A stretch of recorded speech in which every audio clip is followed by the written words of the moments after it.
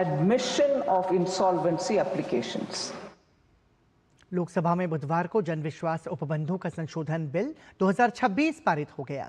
सरकार ने इसे ईज ऑफ डूइंग बिजनेस को बढ़ावा देने और आम नागरिकों को राहत देने वाला एक महत्वपूर्ण कदम बताया। हमारे वरिष्ठ सहयोगी अमरेंद्र गुप्ता के साथ बातचीत में भाजपा के वरिष्ठ सांसद जगदम्बिका पाल ने इस विधेयक को ऐतिहासिक बताते हुए कहा कि इससे देश में कारोबार का माहौल और बेहतर होगा और अनावश्यक कानूनी जटिलताएं कम होंगी। एक ऐतिहासिक दिन जब जन विश्वास अमेंडमेंट बिल को पारित कर गया, कितना इम्पोर्टेंट है?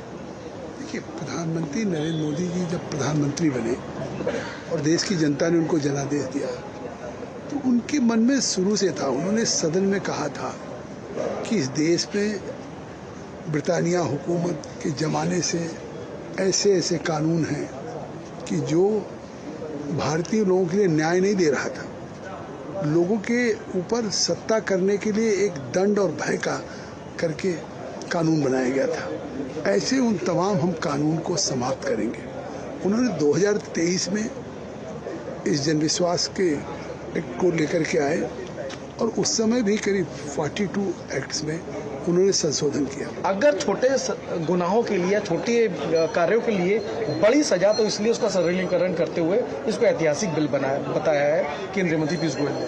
देखिए, पहले के जो ये कानून आज समाप्त हुए, वो एक कानून इसलिए थे कि लोगों को मतलब अनजाने में भूल बस कोई गलती हो जाए, प्रोसीडियल गलती हो जाए, तो उसमें आपको सजा होगी, या ऐसी गलतियां जिसके लिए सजा नहीं होनी चाहिए तो उनके लिए न्याय मिले। प्रधानमंत्री नरेंद्र मोदी की सरकार ने जिस तरह से पुराने कानूनों को बदल कर उस कानून की किताब से हटा दिया, उस दिशा में एक बड़ा कदम माना जा सकता है। जन विश्वास 2026 जो भारत की लोकसभा में पारित हुआ है, उससे 1000 ऐसे कानून जो देश के आम आदमी को, देश के गरीब लोगों को जो सजा देता था, दंड देता था, जो नहीं होना चाहिए, जो न्याय के, नेचुरल जस्टिस के, नैसर्गिक न्याय के विरुद्ध था, ऐसे 1000 काले कानूनों से देश को छुटकारा मिला। जन विश्वास कानून में 1000 से ज्यादा कानून और 23 मंत्रालय और विभागों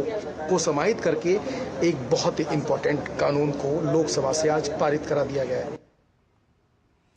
भाजपा में शामिल होने के बाद पूर्व टेनिस स्टार